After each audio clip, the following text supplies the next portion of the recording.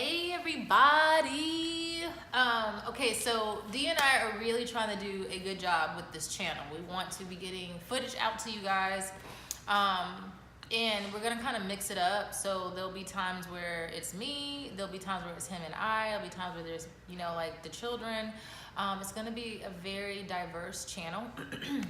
And to be honest, I have no idea what we're doing. It's just, as we're feeling led, we do feel that it's important, and we're really trying to be diligent with it. So that means sometimes the video will just be us dialoguing, and then other times it'll be footage that we capture throughout our time here in Texas. So like I told you guys, if you watched the first video, which if you haven't, go back and watch the first one.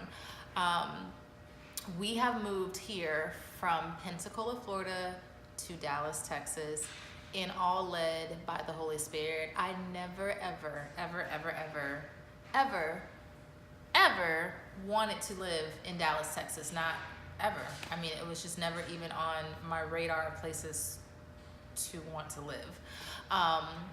We had entertained ideas of North Carolina someday, or Georgia, like back when we first got to Pensacola, because Pensacola was really supposed to be the get your life together, save your coins, move somewhere else. So we fell in love with our church, Jubilee Church in Pensacola, Florida. It's incredible. The church is incredible. It's unlike any church I've ever been to or been a part of.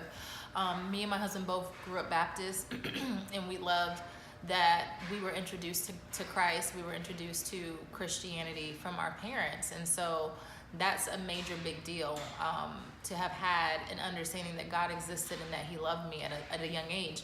But getting into my adulthood, and my husband likewise, we had to be able to discover God for ourselves beyond our parents' faith. And Jubilee was a place where I came so broken. My husband and I were in the midst of divorce. Our marriage was done. I was so broken as a person. I had committed adultery. I had just completely lost myself. I mean, was completely lost. And basically what happens is when you are a Christian and you stumble and you fall, the enemy pounces on you and says, you know what? Every other person who has sinned and didn't know Christ has an excuse, but you don't have an excuse because you knew God and you still sinned. And the truth is, even as your relationship with God grows and builds, you're going to make mistakes, you're going to sin. So I needed to be around people who were going to acknowledge the fact that in my imperfection, God is still perfect. And he is equipped to deal with every mess that I could possibly make. And he has a plan and a purpose for my life. And so Jubilee was that place where I discovered how valuable I was, how important I was to God, how much he loved and cared for me. And it gave me confidence, and it allowed me to open myself up to the things he might be saying about me and his plans for my life, right? So I came into full identity at Jubilee Church. Me and my husband's marriage was completely restored, strengthened, and established. And our family grew and was made whole in that place. So we were there for 10 years, okay? That's not 5, not 7, but 10 years, all right? 10 years may not seem like a long time to you, but for a Navy brat who's never lived 10 years in one place in her entire life, it's a big deal. It's a huge deal. Jubilee is also, we built a community there over 10 years. I have nieces and nephews, sisters and brothers. I am a spiritual mom to many people, and shoot, at this point, a spiritual grandma. So it's very difficult to just uproot ourselves and move to Texas. The reason I gave you all that backdrop is because I want to just talk really quick, because I've been talking a lot about faith, okay?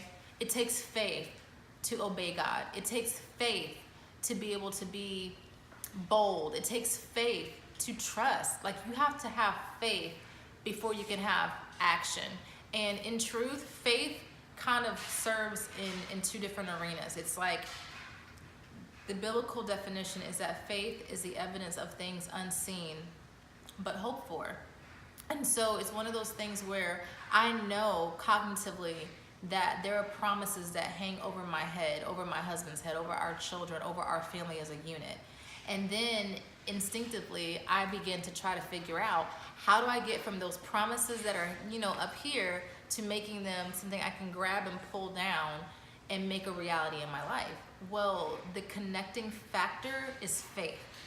Faith, I cannot control God and how he chooses to manifest his promises in my life. I can't. All I can do is operate in faith and obedience. So when he told us to move, nothing in me wanted to move, especially not to Dallas. Not that there's anything wrong with Dallas. For people who love Dallas, there's nothing wrong with Dallas, but it just wasn't a part of my personal plans. And so I think the things that I want to make clear is that faith and operating in faith and obedience is difficult sometimes. It doesn't always feel good to your flesh. Hardly ever does it feel good to your flesh.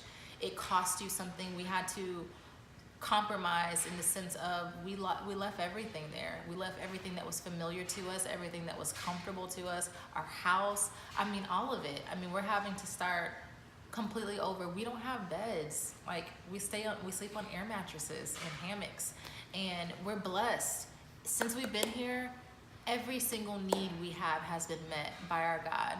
And so that's incredible. It's a confirmation that we leaped out on faith and we made the right choice. However, I want to also say that when you do take that leap, there's these pressures. I feel pressures right now that if I somehow look like I'm enjoying myself here, or that God is blessing us here, that I'm somehow not doing this right, because I should be sad and I should be miserable that I'm not with my family in Pensacola. But the truth is that God's grace over your life, and when you're operating in perfect obedience to him and his will for your life, it comes with peace and it comes with joy, unspeakable joy. It is incredibly hard to know that there are milestones being met in people's lives that I'm directly attached to, that I'm gonna miss out on firsthand. It's hard to see events happening in people's lives that I won't be able to experience right there. I can't just show up at their house, or they can't just show up at my house. But there is something incredible about a God who says, if you do what I say, you can never fail. And you can trust me because I'm perfect and I make no mistakes. So saying all that to say, you know what? Trust God, obey God, operate in faith. I mean, the big, bold, crazy faith that causes you to have to lose everything, it seems, in order to gain everything. It's worth it. I'm seeing that my relationships back in Pensacola are not hindered. We still talk. I'm still a part of their lives. They're still a part of mine forever. I'm seeing me and my husband's relationship grow and strengthen even more than I thought it could.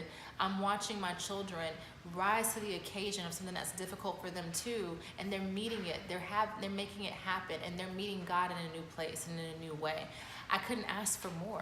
I'm building relationships in a new community here in this place, and no one can replace anyone. But if God is wanting to have his family grown, what better way? What better way? So I'm not going to question God. I'm going to continue to be obedient and operate in faith.